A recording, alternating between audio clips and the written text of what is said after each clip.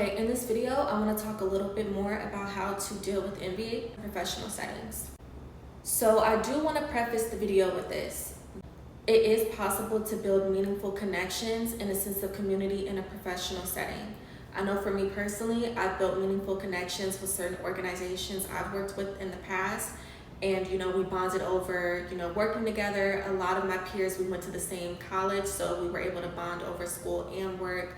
We would do sweet things for each other, like buy each other snacks. We would bond over food. And to this day, and they know that if they need me for anything, I have them, and vice versa. I know if I need anything from them, they'll support me and they have me. So I wanted to preface the video with that because there absolutely are instances where you can establish that sense of community and support in a professional environment. However, I'm making this video and I'm oftentimes talking about exceptional cases on this page for the group of people who they strive for those kind of connections in a professional setting, but instead they're being met with hostility and opposition, especially when their hostility and opposition is rooted in envy, people perceiving them as a threat in this environment. So I reviewed different sources of information regarding envy in professional settings in the workplace, and the reasons ranged from, simply wanting to hog certain resources, opportunities, and promotions to oneself, to just naturally having a competitive personality type, and obviously the workplace being no exception. However, I do want to hone in on this one particular point. Dealing with envy in the workplace is exceptional because this is an area where people don't always have the luxury of establishing distance right away. Because of the fact it's their source of income, so before you jump ship from this place, you have to make sure that you've secured a source of income in another place. And also there are other instances where people have done a thorough assessment and they've come to the conclusion that them leaving a professional environment isn't really to their best benefit, whether it be 401ks, IRAs. They've invested a significant amount of time with a particular organization or company, 10, 15, 20 years, and they may be at a point in their life where they don't see that it makes sense to just up and leave this particular opportunity and then start anew. So whatever the reason may be, I did want to highlight the fact that it's important to learn how to navigate these spaces when we come to the conclusion. Creating distance not only isn't accessible to us at the time, but it may not always be beneficial. So I'm going to talk a little bit about different strategies and different ways that we can reframe our thinking to deal with these experiences. So for one, navigating envious coworkers, you have to limit unnecessary access and unnecessary communication. So for one, setting boundaries as far as workplace communication. Anything that's being communicated outside of work is not necessary and doesn't require a response from you.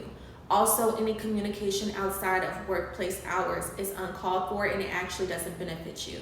Now, I will say this is prevalent, or these kinds of strategies should be implemented once behavioral patterns have been consistent. So once you've taken inventory of consistent backstabbing, backbiting, lying, gossiping, betraying, etc., then you know that it may be time for you to implement these strategies.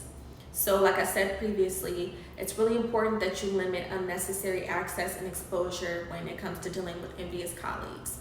Also, and this is not going to sound the best because a lot of people are just like, girl, what do you mean? I don't want to do extra work. But if we're talking about dotting our I's and crossing our T's, this is really important. The work is twofold.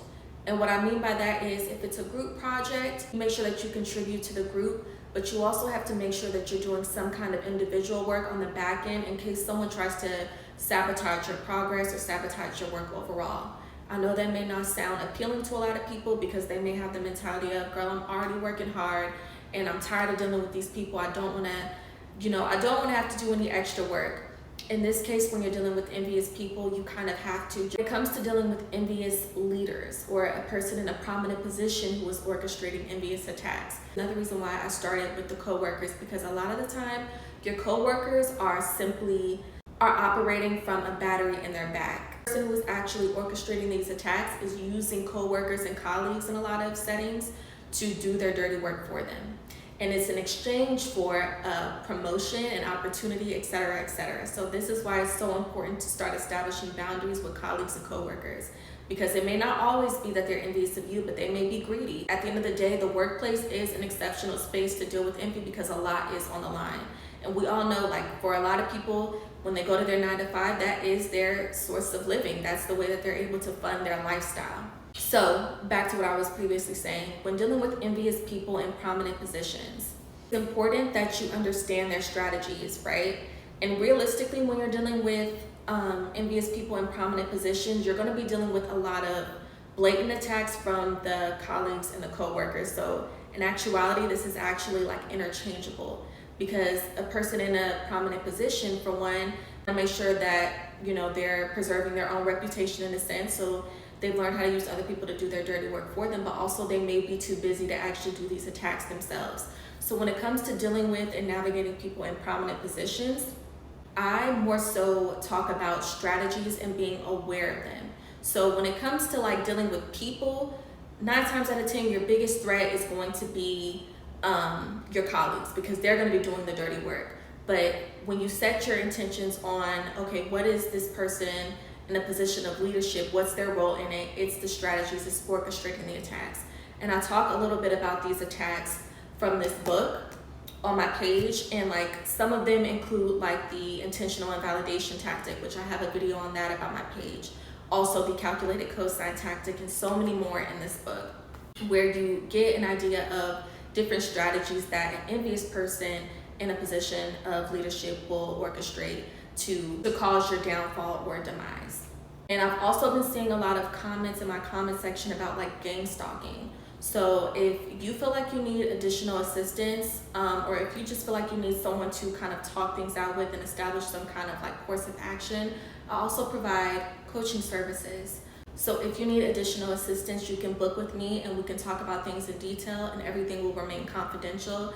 And like I said before, we could collaborate to figure out the best course of action for you in regards to your situation.